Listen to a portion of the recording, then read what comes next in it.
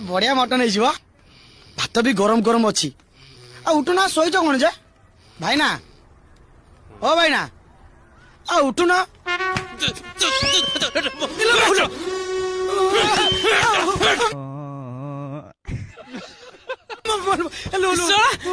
राति mic showy दौनी ये 5 मिनट फुर्सत पाइले शोबी ना मत कह मटन खाइबू।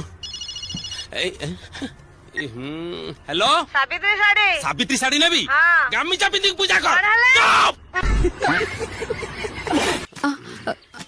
अच्छा पूरी बसटा कोठी छिड़ा हुए बसटा जेतेबेले जोटी इच्छा ता मन इच्छा रे छिड़ा हुए आ